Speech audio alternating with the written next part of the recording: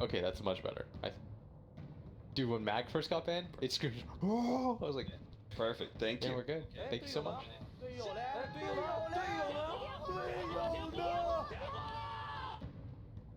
I feel like we should lower the game set.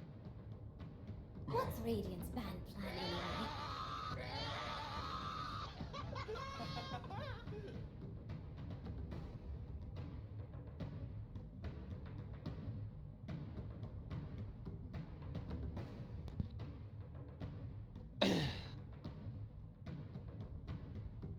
Dyer should pick that.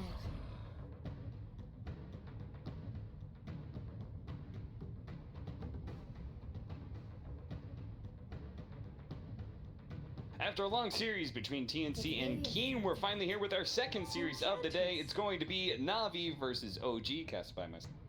Blitz? This should be a fun one, Blitz. Oh, I'm very excited for this series. Yeah, I think so. Pretty much any OG series for me, I think is good fun to catch. Well, the fun part about it is like, Spicy. it's weird because you don't know what version of like what team is gonna. Yeah. Because now OG is no longer the darling underdogs that everyone's gonna forget about. It's like you actually have spotlight and pressure on you. Because now, the one advantage that they had that was like huge advantage was that nobody's eyes were on them. And now it's like everybody's eyes are on you because you're no longer that like sneaky, they're gonna pull out some kind of like craziness. People have gotten very used to what they've adopted. People are paying a lot more attention to what they've done throughout the season. And where are we going to head into the draft? Is Navi and OG already deciding on some of their first picks? We got a first pick Enchantress, which I've been hearing a lot of talk about from people. And there's two supports that I definitely expected to see a lot this TI, which is the Warlock, which is already well established, but the Shadow Demon. That's been an up-and-comer for sure. Yeah, I think SD is one of those heroes where, I don't know, it felt really bad and then it suddenly felt really good, if that makes sense. Like the hero was garbage for such a long time, and then there's just a few things that just made him a lot better. 5 seconds. And slowly he's like progressed into that like support discussion where he's actually useful. Do you know what some of those things are? I think especially like the tome change for sixes really helped make a lot of these supports viable. And I think, like, for example, Warlock probably got buffed by that the most. Yes, for sure. The whole, like, he was always a good hero, but his laning phase was so bad that oftentimes, like, you'd be some, like, level 4 guy. It was very common to hear, like, we can't fight until Warlock has 6. Yes. And then you get level 6 at, like, 17 minutes, and all of a sudden, by the time you use your first rock, it feels so bad because everyone's strong. But now you get it at, like, 10 minutes, and, like, throw down a rock, it feels good. So here's some of the changes that happened to Shadow Demon. Not a ton, but his intelligence gain went up from 2.7 to 3.3. Okay. There are 2 different buffs. Let's see. Minor, reduced Soul Catcher mana from 110 to 70-90. I'm not sure. I'm not sure how super impactful that is. But I think the really big one was the reduced Shadow Poison mana cost. Yes. It now scales as well. It started off at 50. Now it actually goes all the way down at 35 for level 1, and it scales up to. And let me tell you, like, Shadow Poison, like, that's how you win your lane, is being able to spam that over and over again. I mean, it also feels bad in teamfights where, like, you use it like 4 times and you're suddenly out of mana. Yeah. Like previously. It's all these little things that add up that, like, eventually you reach a breaking point and you're like, wow, this hero feels really nice. Yeah, the combination of being able to have, like, you're spending 15 less mana per Shadow Poison at level 1 when you're trying to, like, do your zoning thing. And then on top of it, you have this intelligence gain that's going to help offset some of the heavier mana costs later on. Then it just becomes a hero that is able to spam his spells. Okay, so Navi, Austin, they're finally back. Yes. Paint this picture for me. 5 seconds. How back are they? How back are they? How back are they? They're like... You tell me how back they are, and then I will paint the story. Okay, let me tell you. Here's what I remember. Okay. I was the biggest Navi, like, hater, I guess is the right way to put it. Ooh, I was a Navi fan. Okay. Well, no, because I'll tell you, like, the first competitive game that I really had was against Dendy, and he whooped my ass. Like, he took me 6 ways to Sunday. Like, I want to say, there's one moment where I got so nervous that I was Quap and I blinked onto a hill and he sunstruck me and I died, and I legitimately thought about leaving. It was like 8 minutes in. And then you know, ever since then I wasn't okay, and so I was like, I harbored this grudge against this org Okay. for like 3 years. See, I was a Navi fan because for me, I wanted as few people at that time. I wanted as few people to win the Aegis as possible. I don't know why, but it was You like wanted it to be special. I kind of wanted it to be special, yes, but I also like some new players came in and I was just like, you don't deserve the Aegis. Like I don't know what it was. I was just like a bit of a snob, I guess, in that way. 10 seconds. And so for TI2, like TI2, TI3, like I was hardcore 5 cheering seconds. for Navi. I did not want Alliance to win. Oh man, that's rough. And I know you definitely wanted Alliance to win. I wasn't even a caster or anything, so I'll we were readily exactly admit the it. opposite, yeah. So, my boy EGM. Shoutouts to him. Can this Navi see a grand finals? Can this Navi see a top 8? Can this Navi see a top 8? What's Well, Radiant's ban plan anyway? the thing is, I never want to count anybody out. Yes. I saw some. Especially after last year. Yeah, I was like, I saw some thread and they're like, oh, it's really obvious who gets top 8. I was like, is it? Like, I'm not betting my money. Like, Yeah. crazy. Like, I'm not putting money on that. Like, that's crazy. There's no way. Like, you don't know, because there's always one team that like will snowball out of nowhere. If Yeah. you've been watching enough TIs, you know that it's just bound to happen. You think that some team is like garbage, and then all of a sudden come out of nowhere. I mean, this year it might be Newbie. They're just 2-0 Liquid, and they look good doing it. Yeah. They're in good spirits. Like, We also saw TNC just in this last series push it very late, but they managed to lock down the 2-0. yeah. So they're off to a good start as well. Jack said Newbie started their scrims like 2 and like 12 or something. It's See, that's the thing. Every single time a team does something like that, they always seem to bounce back from Yeah. their really rough scrims. Because losing is learning. That is Yeah. what is that what BSJ That's says? what Kyle said. Or maybe that was BSJ. I think it's That was BSJ, BSJ. yeah. You're at that. All right, well, we got 2 hardcore counters to Pango with the Axe and Bloodseeker, but this is now a 4th pick on an Ember Spear. Also, you never painted the picture for me. I guess we can do it after the draft ends. Yeah. Because you also never told me how back they are. How back are they? Yeah. They're not going back to the airport after like the first 3 days, but Okay. let me see. But top 8 is a distant? I think top 8 is like a stretch. Okay. I could That- see. The realistic goal for Navi then is making top 8. Yeah.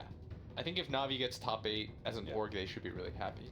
But again, like we're just kind of spitballing We're just about spitballing. we have no clue what's gonna happen because every single time TI happens, the scrims happen for the group stage, we get a little information about that. We seem to get these ideas about who's good, who's bad. Like as you said, Newbie going like 2 and 12. We come into the group stage being like, oh, Newbie's probably just gonna get wasted, and they're gonna get 17th, 18th, go out in the group stage, and then as soon as the game starts, seems like everything changes. Yeah. It's also like based on who you scrim and who happens to be good. Mhm.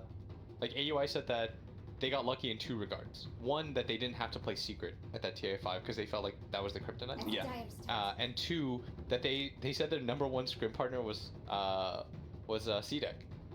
Oh yeah.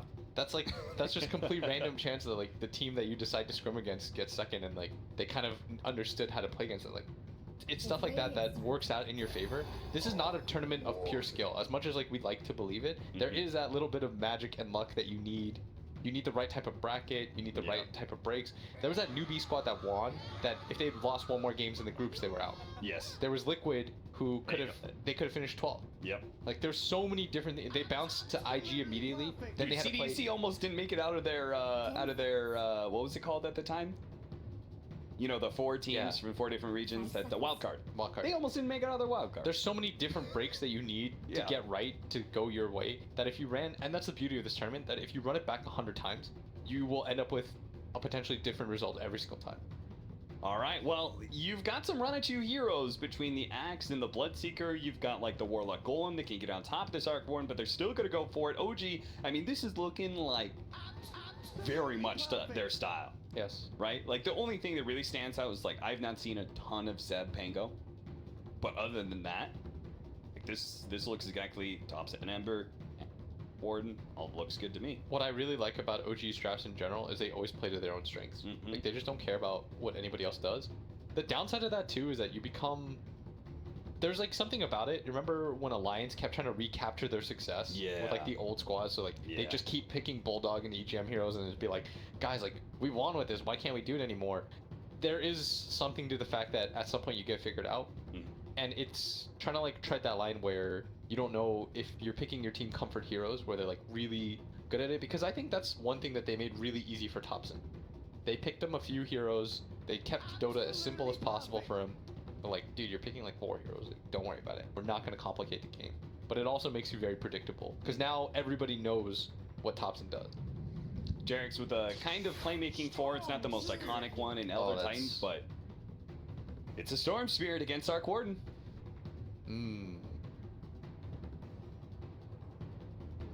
Yeah, this is just do is it, it a free Storm game? Just do it. You gotta go for it, Scripps. You just gotta do it. You just gotta. Shout out to our lovely observer who's shouting himself out right now on screen. The lovely observer Scriff, who's gonna be he's Blitz and I. Yeah. This is actually him doing extra work. By the way, we requested his presence. Yes. And he like the observers are only supposed to be on the A stream. We requested Scriff because let me say we work well with Scriff. I'm a garbage observer. Yeah. Austin is also a garbage observer. Whoa! I'm pretty good. I just have, you know, I'm like as a Dota player, I have my hit or miss days. Same goes with my observer. That's all. Okay, I can feel Also, I don't do a whole lot of it. So we have, okay, let's say, I think that this is a very good Storm game. Like, an exceedingly good Storm game. Yeah. I think this is a very, very, very good Storm game. Can Ember outplay the matchup, though? Well, it'll be Arc, I think. Oh, Arc mid. Yeah, you're right. And it is going to be the side lane Anna. Ember Spirit. I think Storm's great against Arc Warden in lane. Oh, it's 7 Chantress. That makes actually more sense. Well, okay. The reason I got into that mindset was that I thought it was going to be a no-tail Enchantress, and he was going to play his Furion, basically, where he does that. But now we've got a 5-position Elder Titan. I'm not 100% sure how I feel about it. I think this is a very, very... So there's a few ways to look at heroes like Bloodseeker, for example. Let me tell you, I played a pub game with Owen recently, ODPixel, for anybody that doesn't know.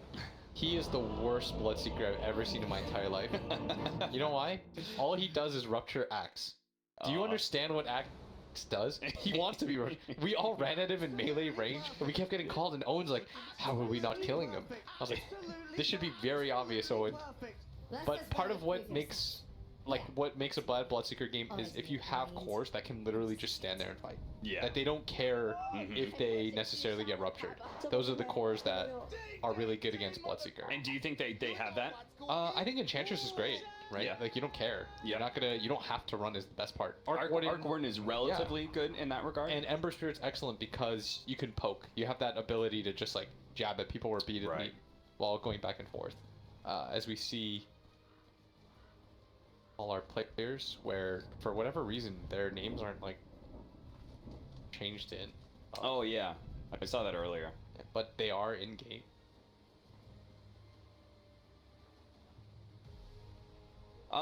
Yeah, so we're gonna have the Seb plus Jarek's dual offlane. I have my bold prediction. All right, whoever wins this best of 2, this is the team that will get top 8 that shouldn't. That off of this series alone, I'm gonna call it. I'm gonna bet Cap's career and Scripps on top of that. Wow. You can put money on that. Didn't want to bet your own? Dude, wasn't worth enough? Is that why? Like, gambling with pennies here. But like with you guys have We've got futures. something to lose. Bounty Rune's gonna spawn. We are gonna have OG trying to fight Blizzy away from this Bounty Rune. Blizzy will be able to outclick Anna. And the Shadow Poisons are really racking up. They've got 4 stacks and a Battle Hunger now on Anna. Anna might actually die here. Has to juke that last Shadow Poison. It's so much damage if you can get it to 5, and he gets it to 5, and Zayak is able to pick up the first blood. Ooh. Okay, So there's one thing about Anna that's like, oh, they started the meta already. They've begun to tip him. Yep, This is the meta that you must set against OG immediately. You must show them that it doesn't till you and you're willing to do it back. I actually think teams lost because they weren't willing to tip OG. They're like, we're not playing that game. But you can't be above it. We're above that. Yes, Navi is the counter. They found it. So they're making top 8 now? You have to offer that first. Dude, relax. I said the series. No, off of the tipping. They figured out the meta. Dude, I actually think that's the meta against OG. I'm not even trying to like be funny here. I think that is legitimately how you have to approach them. You can't let it get tilted, so you got to do it first. Plus, they're no longer like the underdog team in that regard. So I feel like last year they were a little bit impervious to any sort of taunting. I want to because they were too busy. Like it was a very tribal mentality. You know, there was all love and friendship and stuff. They would always bolster each other. Now after success, though, you know. Yeah, you don't get to play that cutesy underdog story anymore. You're the corporate giant. This is not going to be. I imagine this not's going to be. I would think that you just farm, right? Because it's one of the few probably. matchups that you have sustain against Enchantress. Because most of the time she just like chucks at you, and you don't really care that much because you have your own heal ability. But I think Bloodseeker, like, maybe it's just my feelings on it as an offlaner, but I feel like Bloodseeker always wants to be able to run at the off, you know? And he's kind of upset when he doesn't. Nice kill there. Zayak is able to pick up another one, this time on No Tail's 5 position Elder Titan. So far, so good. Oh. Mid lane matchup, Magical has to try to round Thompson underneath the tower, taking a lot of damage. The Fairy Fire will keep him alive. And he sprays Loser. The disrespect. He's gonna go back into the tower because, of course, like that's just what you have to do. Oh my God. Reset the lane. He got the experience for the kill. Magical got much less gold for the kill. That's like in Halo, you know, when you just crouch and I don't want to say that. I don't want to get fired, but it's a receptacle that holds tea. Oh boy. I don't even think that's bad. That bad of a storm matchup too. Yeah. Yeah. You have high armor. You push in the lane naturally. It feels good. You have static remnant against a melee hero. Yeah. Getting soloed like that. Gotta be able to catch him and slide around, but he will end up dying. Zayas is just... Yeah. 4-1 already. Navi off to a very hot start. As they did come out of what I would say is a pretty tough region. We are going to watch OG pick up their second kill of the game. They're going to really give that one to Seb. But it's just a 5-position Warlock, and Crystallize is still farming. Dude, does that just stay there? The spray paint? Yeah. Oh, the shame. He's gonna, until he repaints it, I believe. That's the only time that oh, the pullback. Thompson getting a little bit close there. I remember Magical, like, this guy plays so much TA. That's the one thing I know about Magical. He plays TA and Dusa. Yeah. We casted like 7 games of him, and I went back and looked because I wasn't sure, and it was literally 7 games of TA or Dusa. Well, despite the deaths, Anna's is still top the CS board, 23-2. Our mid lane matchup, 18-3, compared to Thompson, 16-3. So Storm Spirit does have a bit of an edge there, even if he died first. Yeah, because you can push out the lane. And Storm's going to... Maybe he could have contested for that rune. It's actually pretty hard against Sark. Purge is way too good against you. Bloodseeker has gotten the most denies in the game so far, though. But that's kind of expected. That's just what Bloodseeker does. Yeah, overpowers you with his Blood Rage. That's sort of what I meant by, like, I think the lane matchup's fine. Yeah. It's one of the few melee heroes that does okay because you have that sustain. Whereas, like, most melee heroes, you get clicked out of lane, like, 5 times, and then all of a sudden you're forced into the jump. I guess my thoughts about it is, like, Bloodseeker mostly thrives, not just at him being able to farm, but, like, the enemy being at a disadvantage, you know? I would agree, but I think that it sort of works both ways. Because, let me say, there's no other safe laner that you really want to play in this position. What they not able to get the dive, but a top lane, Blizzy almost dead here. No-Tail beating him down with the 2 levels of the Astral Spirit. He's going to try and fight the Shadow Demon as well. Will obviously die, but gets a lot of damage out that maybe Anna might just be able to secure both bounty runes. Zayak just going to give up his life to be able to grab one of them at least. Now he's got a streak, dude. Depends on dying for it. He's gonna turn, start getting some shadow. This is very bold of him. Anna, dude, Anna's actually gonna try and go for it. He's got a slide up in just 1 second. He's gonna pull the strike, but no, he can't get there in time, and that is a dominate streak. What, Zayak? Why did you do it? Dude, why'd you do it? Anna was gonna let you go. That was like the lowest, was it like high, what is the quote? That high was risk, high reward. That was like low risk, low reward. Like there was no upside there.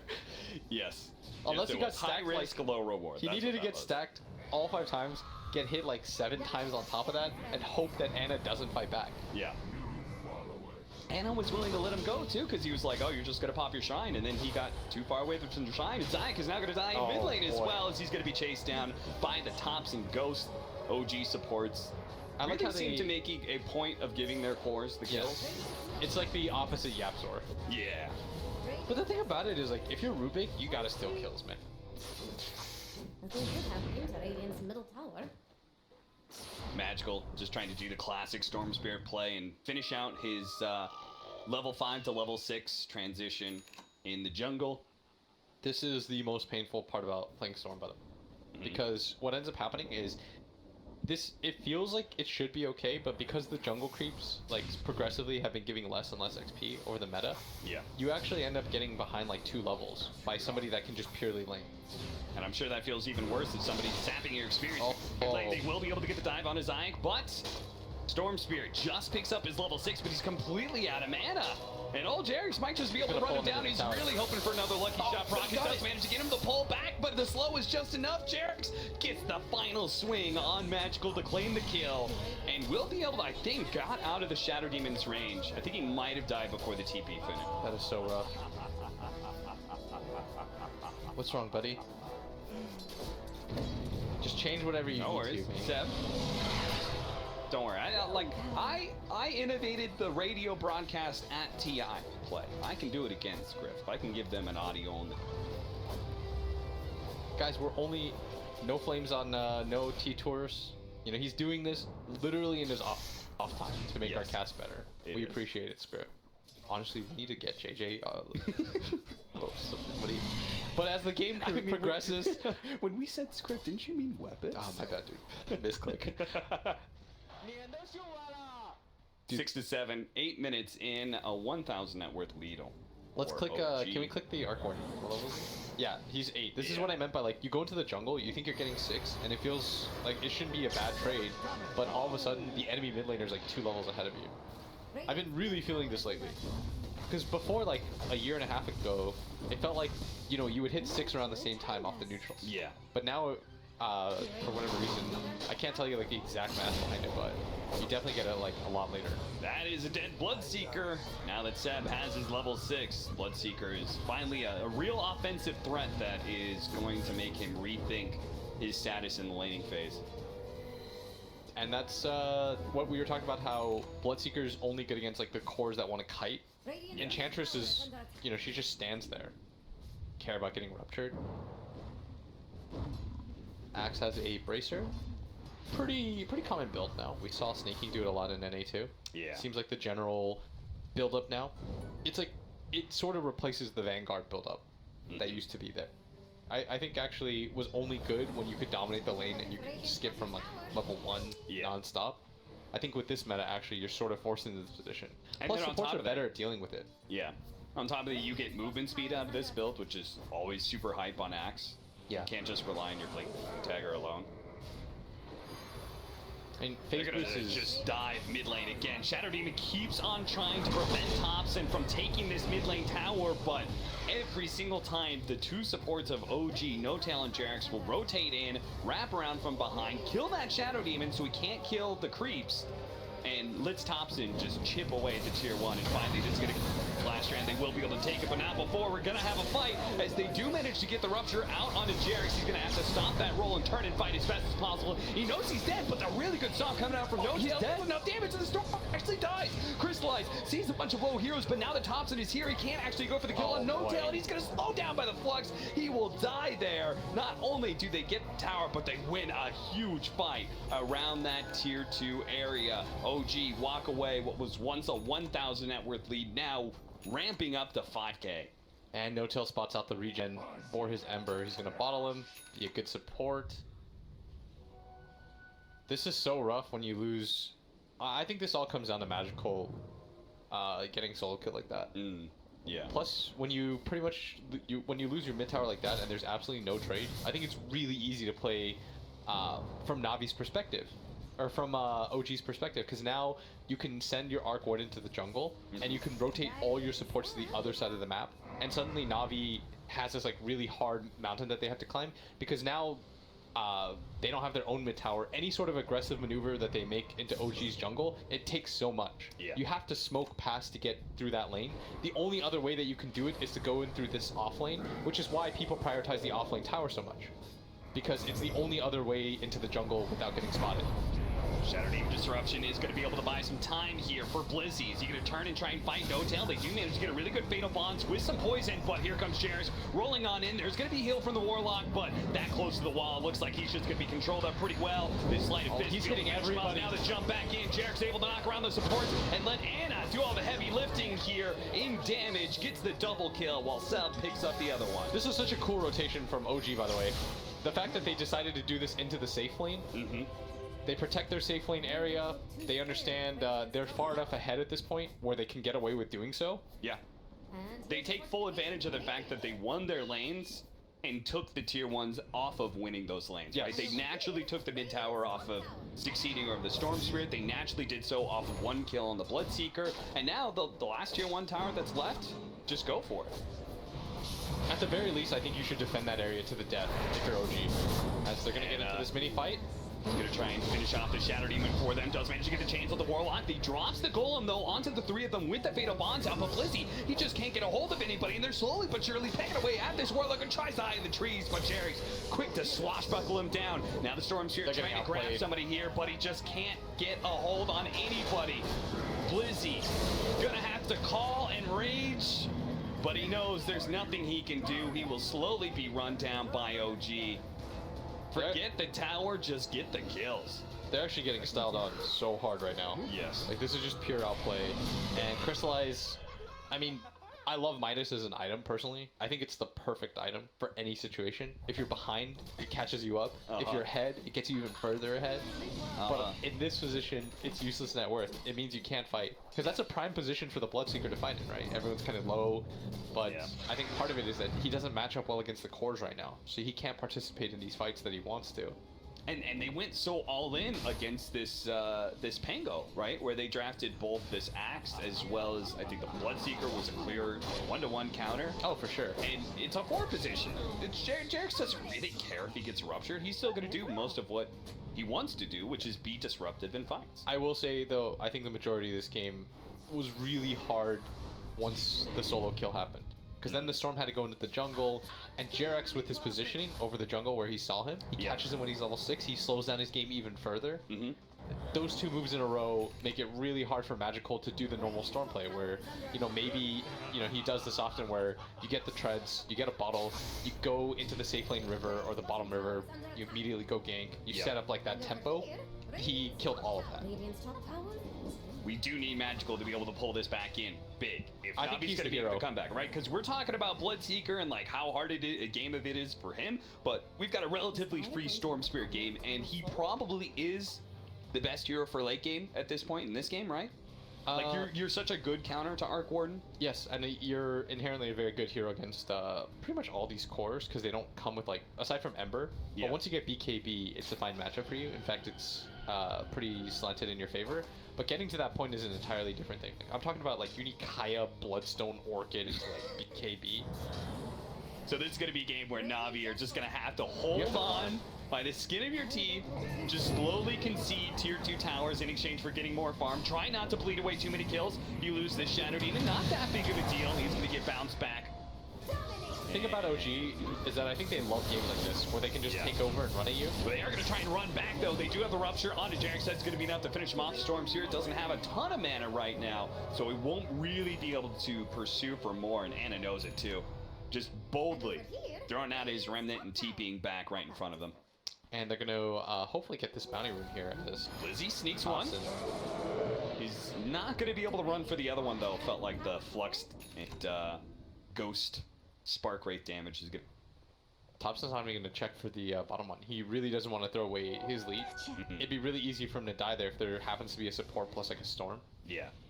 He's not even going to risk it. And he's in that weird Arc Warden phase where like you can't quite fight yet.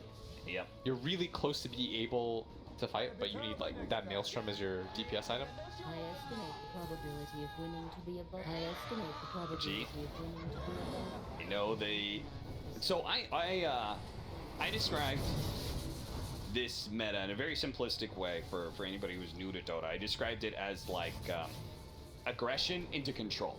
Yes. I feel like that's a relatively good descriptive term, which is that we're going to have both teams be relatively aggressive. Once one team comes out on top, then it's about controlling the map. They're just going to choke the rest of the map out and make it really hard for you.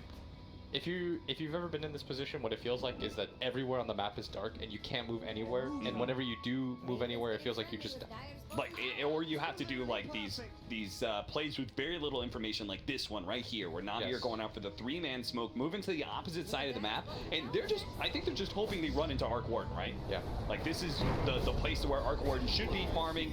Instead, they're gonna lose their Warlock in top lane. This should be obvious. Invade the jungle and realize there's no Arc Warden here. So the reason why that's such a risky play, or like, you know, why you can tell they're desperate, is because there's one principle in Dota, once like smokes came out, is you always smoke to where you have vision. Yeah. Because otherwise it's pointless. You're just, it's a stab in the dark at that point. Yeah.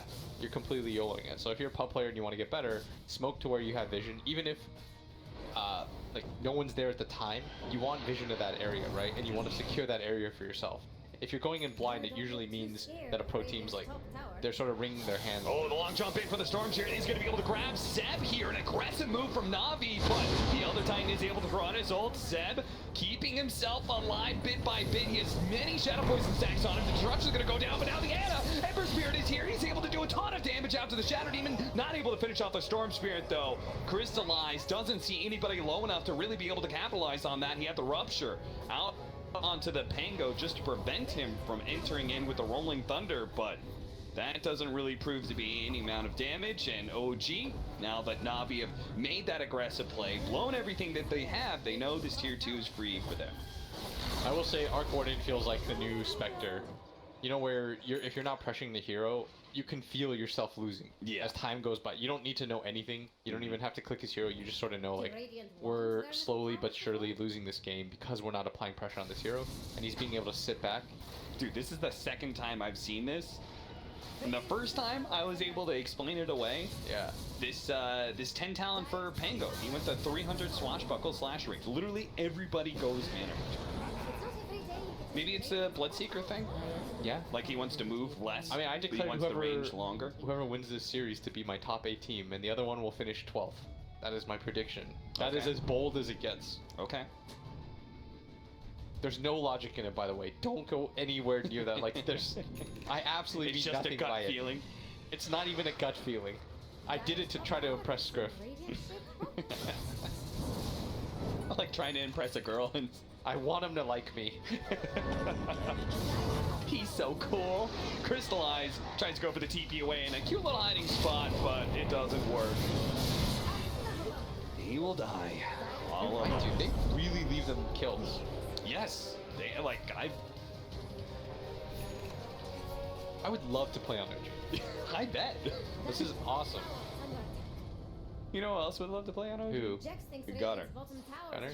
You know, I was playing with Gunner and Monkeys Forever in them, and I accidentally stole Rampage. I was securing the game in my head, but, you know, I took the Rampage. They got so mad. Tier 2, another one free for the taking at this point. OG are just so far ahead that they don't really have to show a whole lot of heroes at bottom. They just let Seb do his thing. What a cool build that everybody can rotate over if needed. Midas toasting a BKB. What? That is honestly so... Alright, so if Navi were to win... Yeah. Dude, I just saw, like, people have so many pennants for Navi. Oh, yeah. Jeez Louise. The leftover pennants. If Navi were to win, you have to contest this Roche. That is step 1. You got to get a 6 Storm Spirit steal at this point. You just have to gamble for it, I think. Yeah. And they have smoked up trying to get positioning. They haven't used a rock in so long. We saw that one time where they used it by their shrine, but Anna just sort of did Ember Spirit things. This time around, you need a good rock fight, but it looks like they're just going to go back to the map control for now. In this sort of game of chicken, by the way, the team that's lost all the towers always has to fold first. Yeah. You have to deal with your lane. And OG has so much map control on the map, you have to like spend time resetting things. Otherwise, creeps are just hitting your towers. Seb's gonna just fearlessly lead the way. He saw what happened last time they tried to go on him, so he's gonna find the Bloodseeker, immediately manage to get a Rod of Atos on him. A call goes out, only managed to grab the two, doesn't grab the Enchantress, and the Enchantress will finish off Crystallize. A jump around for Magical, is able to get at least the Pango kill, but it's gonna cost Zion's life unless that disruption. TP out, no, he doesn't make it. Two dead on the side of Navi with a buyback coming out from JRX. That feels like OG have secured themselves the Roshan. That's an Atos down on the Ember Sphere too. Okay, so they've completely ruined the Storm's timing. He can't go for this this build anymore. When they went double Atos, so the problem has to go BKB? No, because the problem is if you go BKB, you're conceding defeat anyways as a Storm Spirit. Okay. This is the roughest position as a Storm, where if you go BKB, you have no mana, and so you have no damage. But if you don't go BKB, you can't fight into any of the cores because as soon as you get locked down, your highest net worth hero is useless now. And it shows up, one swipe, takes the kill, and immediately zips back over to the bottom lane. What a life. 16,000 net worth lead. I like the pointing out the items because this is something that OG did very well. As TI9 jump in, they are almost immediately blowing up Anna. Anna just stumbled into a world of hurt, and there goes his wicked 6th streak, but OG are not going to back down so easily. They're going to keep it going here. Thompson blinking forward with his Tempest double, trying to find an easy kill onto the Shadow. Even doesn't actually get it. He's managed to get away. Seb pulled back by Magical, trying to be saved by No Tail. Does manage to get a stomp onto the Bloodseeker at lead. He still has his Rupture, so Seb is not going to be able to retreat, but maybe he can actually get the kill on Crystallize. But there's the call from Blizzy, able to save out Crystallize. The real Thompson has committed to kill Crystallize, and now he's been caught. Disruption going down, upheaval, making sure he's going nowhere. And he is certainly going to die twice. That is 5 Navi heroes all surrounding him. He's come back for his second life. They're also low. What happened? Oh, that was a close one. Axe. He's the only death there. Both Crystallize and Magical got dangerously low there. I thought that was just going to be nice and easy. I think it was the Mjolnir proc around him. That was still quite a big throw by OG. The fact that I was really surprised that they continue to go for that, right? They lose the Ember Spirit, and they're like, screw it, we're doing it. And then they decided to dive their base when there was still a tower up against a team that's very good at defending against that exact situation with Rock. Also, even if he does get the Bloodseeker kill, like he doesn't know that Bloodseeker could just have buyback. Yes. You know? It's like... honestly, you gotta really appreciate... I love both OG and Navi, because I could easily see Navi in that situation do the exact same play that OG did. Okay, purging out Anna. Not gonna have the Flame Guard, but he will have the kill, as once again, he times that attack just right to get the last hit. That's practice right there, man. Well, OG may have thrown the game a little bit, but they have not relinquished the map control, or at least not a ton of it. Navi have managed to push out at least one lane. Magical doing a bit of damage to that bottom tier 1, but it's a simple thing for an Arc Warden to be able to deal with these pushes. This Tempest double. Rod of Atos, Magical. They're gonna hold him there, but all of a sudden, surprise, he didn't expect 2 more heroes behind Magical. The pull back into the silence, just beautiful. Okay. Now the stomp. JRX from a distance, gonna try and hit him with that swashbuckle, slow him down, keep poking at him if possible. But knows that he can't really commit too much with Thompson and Seb on the other side of the map. The Tempest double is gonna be able to immediately jump onto Zayak, who probably realizes that there may have been some sort of vision there. They're gonna have more TPs. Is the Warlock really gonna TP into this? This is the worst part. Any illusion-based hero against supports, when you're behind, like when you play against a Naga or an Arc Warden, it really feels like you're playing a different game than everybody else. It's one of those weird things where normally you could say there's a trade-off to your deaths, but in this case you're dying to an illusion. There's no risk Yes. that Thompson has to put to any of that. So you're just like, well, I just died for literally nothing. Fantastic. All right, so he did go Bloodstone because you just have to. Yeah. It's the unfortunate part, but now instead of building Orchid PS item, you have to go for the. This is the right decision. It's an Echo. Like, is he just aggressively pushing on lanes, or maybe he's baiting his Blizz? As well as Magical and Bolt's going to be joining him here. They do manage to kill that Warlock to pull back on Anna. Blizzy actually fighting with Seth, though. They don't have a disable to be able to stop him. Blizzy will manage to get away. Same goes with Magical. I think they were trying to force TPs. Yeah. Well, they did that. Yes, because So they went for like the split play where both people went for like dick targets, but they're unlikely kills because they still have the tier 1 to power up. Yeah. So I think they were just trying to force people up so then you could continue to farm top. And this is why OG's trying to read that, and they drew the line and saying like cut them off at top as well. Yeah. Get there before they get there. Okay. And Jarek's and Thompson's Tempest double immediately show up, and that's such a hard thing because even if his Tempest double dies here, the job has already been done. He's already pushed in that lane. They are going to be able to get the rupture onto Jarek's, who uses himself to buy himself a little bit more time, cancels the Rolling Thunder, has a swashbuckle up, but he's going to play on that high ground for now. Now, especially that Anna is here to be able to protect him, especially with that arcane Oh, rune. they got the kill. Jarek's does eventually die there as the Shadow Poison was He got enough. popped. That was a 5-stacker Shadow Poison. That'll do it to you.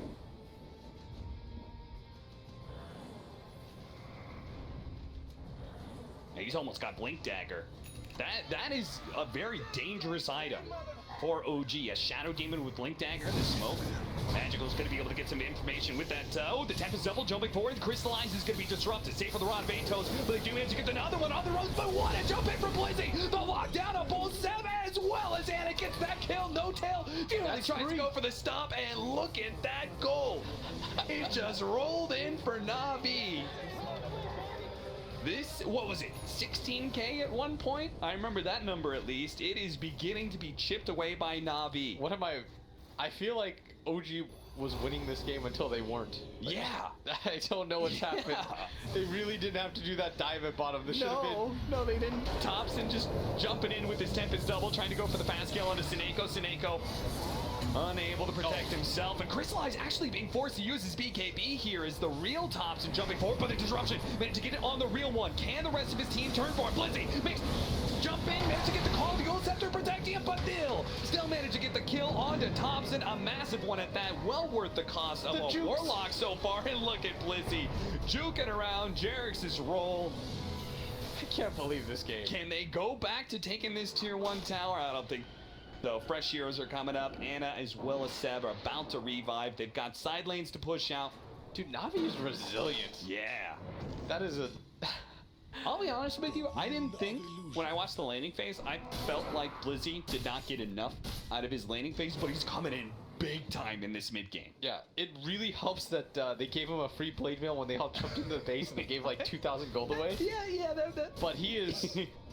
We were talking about it earlier, like, you know, opportunity is like, you grasp luck or whatever it is. When it comes at you, yeah, you don't throw those opportunities away. You make the most of it. And he's made definitely the most of it. Okay. Not an Ember Spirit player, right? I kind of am. Okay. I've got like a 30% win rate. So where... How many games? It's like out of 10? 50? You've won 3 games of... Dude, my Ember is real bad, but continue. Okay. Where do you stand on the Aghanims? Because we are obviously friends with quite good Ember Spirit in Gunner, and he's actually very much against me because he thinks it's a trap. I think it's really good if you're close to 25. That's what I say. Yes. We're on the same mindset. But I don't see, the problem is I guess he could use one defensive item. I think that I think Ember especially, what the real bait about this hero is because you have mobility, and all mobility heroes fall into this trap, you think you don't need BKB. But I disagree. I think this hero, out of all the heroes, needs BKB like the most. Okay. It's your free get out of jail free card, and it also means that like you can use your remnants when you don't have Ags very aggressively. Okay. So it's BKB literally just for the Storm Spirit? Because I don't think anybody else... Yeah, I mean, also you don't get disrupted. Ah, okay. So there's no setup for the Axe call too. Okay. And the damage on top of that, I think, is really nice. Plus, you can't get silenced. Like, the way that he died earlier in the bottom rune fight was he got pulled into the Bloodseeker silence and he dies. You have BKB there, there's absolutely nothing that they can do again. There's like some pure damage that they have, but it would go through regardless of what item you went, like bar Aeon Disc. I'm not about to see an Aeon Disc Ember current year. Well, this Bloodseeker Crystallized has picked up a Butterfly. Crystallized is well known for being able to pull out these carry games, and even though the game is tough for him, he's still able to get all the farm he needs, and we're seeing that coming out of his net worth. He also has a level 20 talent with the 600 Rupture cast range, yes. So he's going to be able to get that from a long distance and also, neutralize. What people might find a little bit curious is the fact that he decided to go for the Butterfly this early on. And this is early, trust me, for most Agi heroes. Yes. But the reason you have to do it is because of the Enchantress matchup. Right. And purely for that, I believe. That makes sense. Because most heroes feel like they don't, like this early of Butterfly, you don't have the stats to back up, you know, like evasion, right?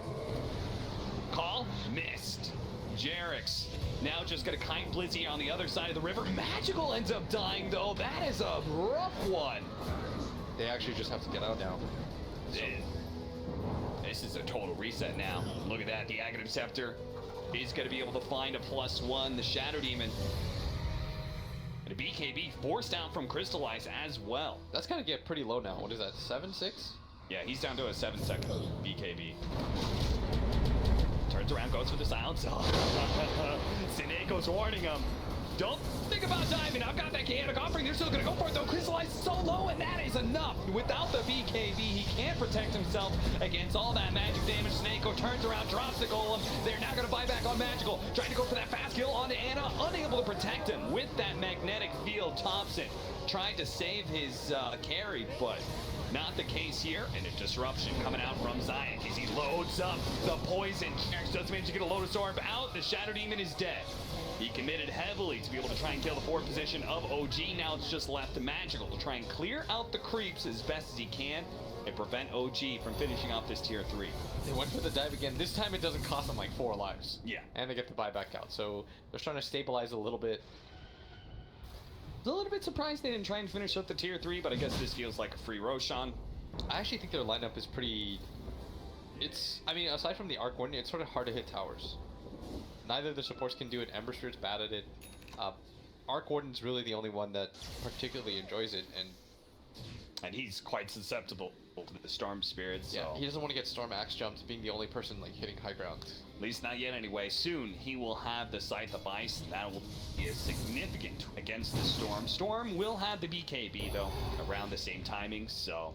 It was, they went for that one aggressive... Blizzy? No. What are you doing here, buddy? They keep trying to get aggressive, because I think they think the game is like stabilized. But, not yet. No, certainly not. It's still 12,000 net worth lead for OG now, and as they lose Blizzy, this likely means OG is free to take Roshan again. He's a huge hero, because his item set is so value right now for what it does. Blink Blade Mail. Absolutely perfect. That Navi, well, they proved before that they can play this defensive turtle game and force OG into situations where they may overcommit, make some mistakes. I have to do it again. I don't know if anybody needs to force OG to make mistakes. Like, that's not even trying to flame. I just think that's their playstyle. Like, they want to establish that dominance. Yes. That has kind of been OG's playstyle and what got them through last TI. A lot of it was just being able to have the confidence and teamwork to run at people. Yeah. It's the idea that you treat things like pubs. You know, you just have fun. Cool way to play Dota. It's what them a lot of fans too. Yeah. Let Thompson and Anna, especially as you start giving them all these last hits on kills, put them into a place where they've got a net worth advantage and they feel strong enough and confident enough to just go in and outplay people. And for Navi, the thing about Navi and what makes it such a fun stylistic matchup is I think they're a very similar team. Yeah. In that regard, it's just they got off to such a bad laning start where Thompson getting the solo kill and all that. Fast jump in from Anna with that negative scepter. Zayak looking for something, trying to get out the purge, but may just die before he gets anything cast out. It's a well-timed rod of Atos into the stomp, prevents him from casting a single spell. Blizzy spotted it as he runs into the sentries. A long jump in from Magical, but it really doesn't do that much damage as Thompson is still going to be okay. No, he's not. He tried to go for the TP out, doesn't actually make it. A long jump over, actually catches no tail as well. Great awareness from Magical. Another zip out with a TP away to the fountain is going to allow him to get away, but Crystallize won't be as lucky. It looks like he gets hexed up as his BKB fades. He doesn't make the jump away, but Magical still being alive might be able to at least keep this to one later Brax. Maybe he's able to hold entirely. We'll have to see. Thompson did use the buyback for that, so there's some opportunity for them as the immediate buyback from Crystallize.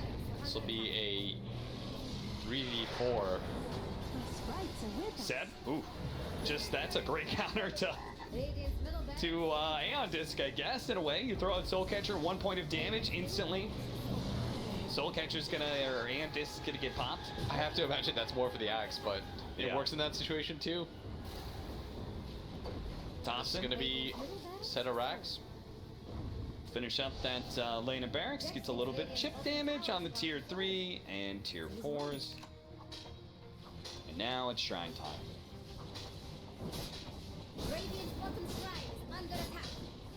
So OG are going to be able to reclaim what they lost when it came to that gigantic net worth lead that they had real early on to the game.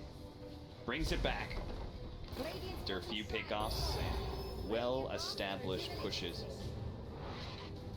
But the next push is going to be harder as they do manage to, it's okay, just keep on committing to these Arc Warden Tempest doubles if you can. They're worth a lot of gold. But sadly, they actually, Magical almost dying to. Radiant's top tower is under attack. Actually just got forced completely into the base. But we almost have level 25 on Storm Spirit, and that is just a nightmare to push against. Yes. Have they just given him all the tomes? Maybe. I mean, he has been the recipient of a lot of these solo kills. That's very true too. He smoked right in front of their base. Just to get some, trying to get some vision down. Unspotted Zayak actually managed to get the disruption. Free casts the blink in from Thompson's Tempest double. So we get the illusions to try and deal with the Tempest double and kill it for very little commitment. Still, it's so tanky. Try to push out that mid lane. They aren't going to be able to. Finally, the Tempest double dies. Heal up a little bit more for Magical. See if he can deal with this bottom lane push to Seb. Every single time he just establishes himself as this super tanky hero that could be right there hitting the barracks, and they can't really commit to him. That's why the Storm Spirit is always going for that back line. Does manage to find the real Thompson. He's going to be forced to pop the cheese, but now Magical. Oh no, he's used a little bit too much. He does have a bunch of stick charges though. One last jump gets him close to the fountain, but not close enough. Anna sees a weakness, and he's going to try and jump towards him, finish him off. The Storm Spirit, he's low and he dies. The Golem doesn't get there in time to be able to bail him out. That's 2 minutes on the clock. Snako, he's going to die here as well. Doesn't even have his level 20, so no extra Golem for him on death. And Navi, with only 2 members alive, Crystallize and Zayak, it's going to be a very, very hard hold for them. Fortunately, OG are quite slow at being able to hit buildings. But I have to imagine 90 seconds might just be a bit too much unless the Shadow Team can manage to get a kill off of this one. Seb, he gets quite low, but there's a Lotus Orb to be able to remove some of the Shadow Poison stacks. Yules after Yules, but it's not enough. Another 2-minute timer. This time it's the Shadow Demon. Look at these. Alright. Alright, Blizzy. I mean, what is he gonna do, man? What are you gonna do? And that's where you call it. You don't want to get farmed in the fountain anymore by Thompson, because that's exactly what he's gonna do. He did before on a Roshan on spawn. This time he's doing it to Navi heroes. No G. A little bit of a close call there, as they did get a bit overzealous. I'm just gonna be 100% honest with you. That was not that close. There was no point of that where, you know, if you're a fan of OG, you shouldn't have really been waiting. We were trying to like make it sound close, like, oh, they threw, and like they did a little bit, but you can only throw like that when you're realistically like as far ahead When you're as you so were, far ahead, yeah. then it doesn't really matter. So make like manual This mistakes like poor graph, look at